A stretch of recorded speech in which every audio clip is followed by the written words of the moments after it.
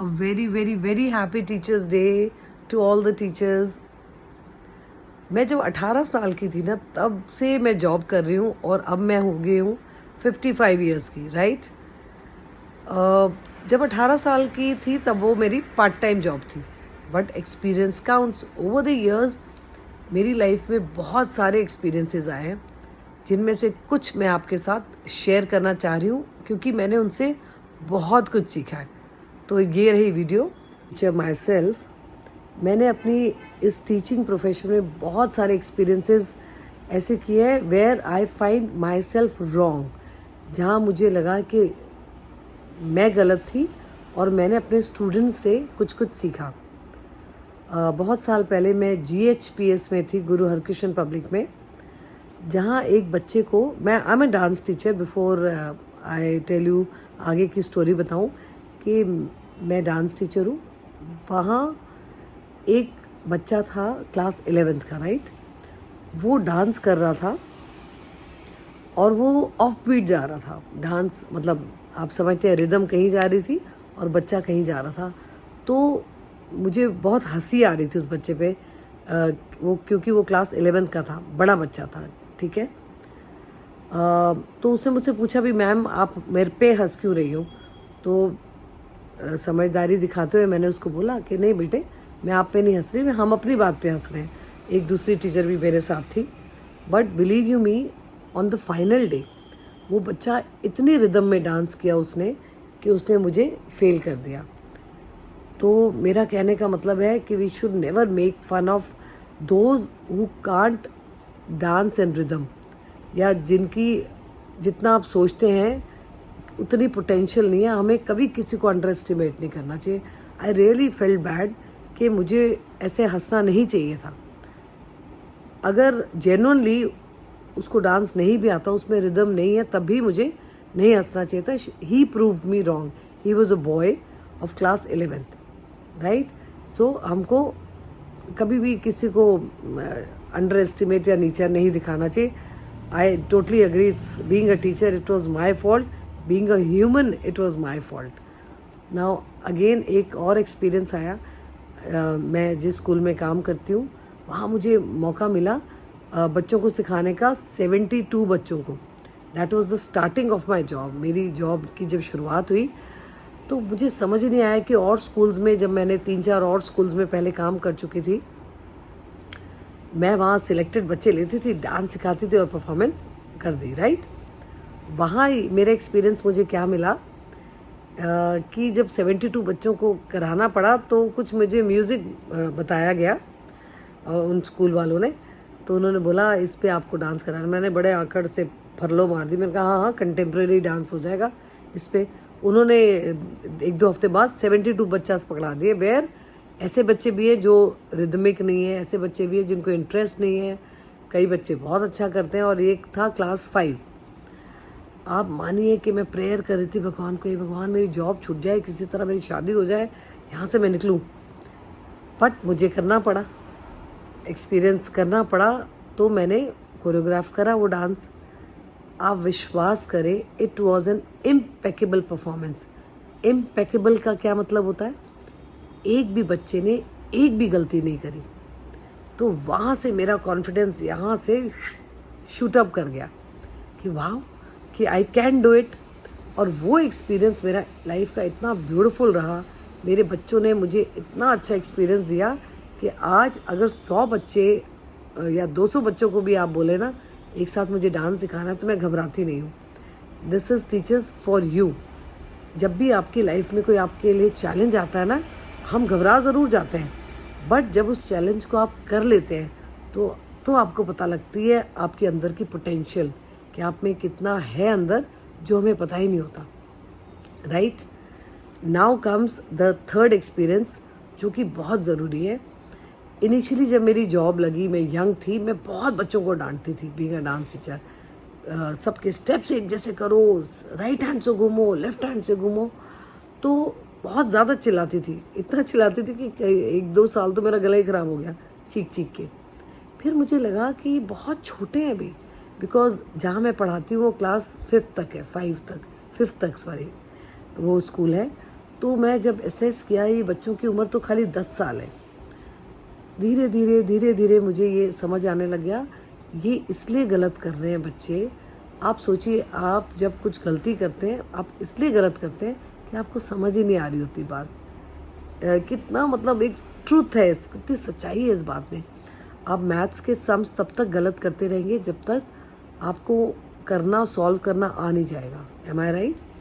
इसी तरह डांस और म्यूज़िक का भी है। डांस में बच्चे जब स्टेप गलत करते हैं तो I have stopped shouting at them.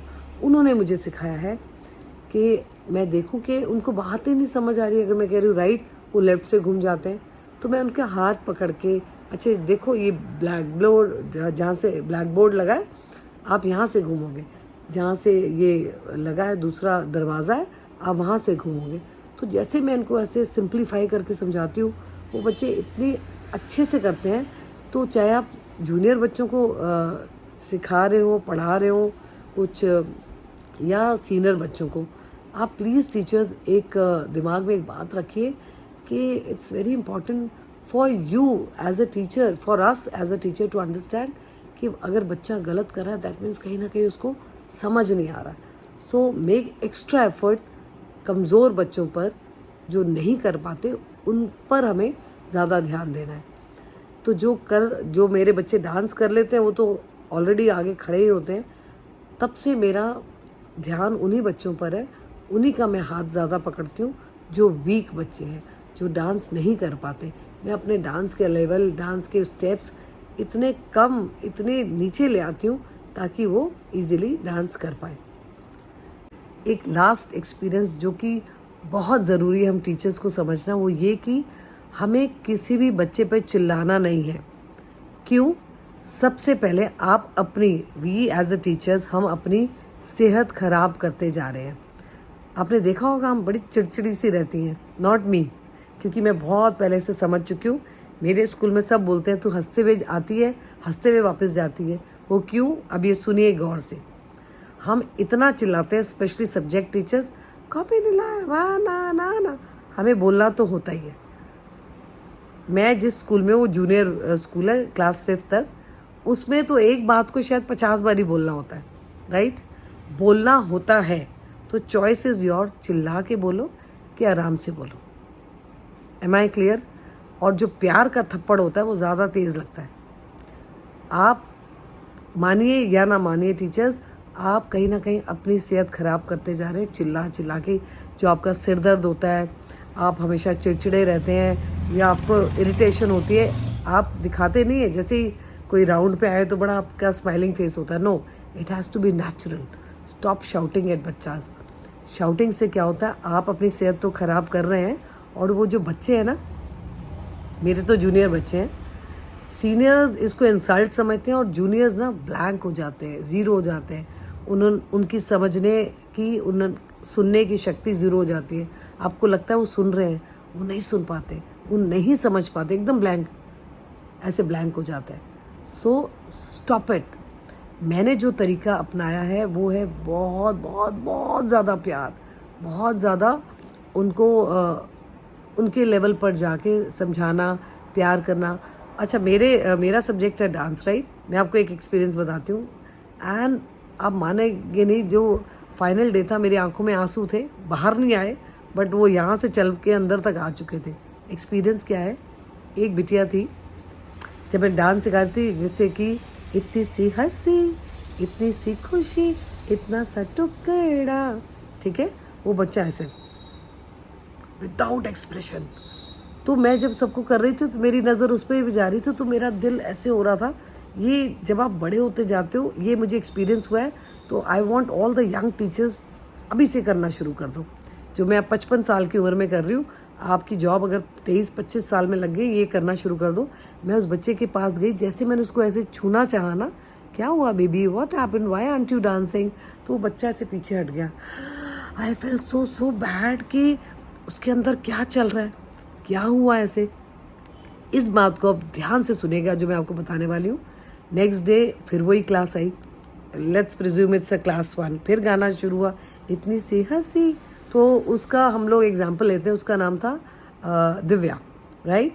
तो मैंने 3-4 नाम ऐसे ही रैंडमली ले लिए, अखिल, सुनीति, दिव्या एंड भारती, आपने बहुत अच्छा डांस किया। तो जो ऐसे रहती थी ना, उसकी आंख में एकदम चमक आ गई, तो कि मैंने तो कुछ किया नहीं, मेरी तारीफ क्यों हुई, यू नो।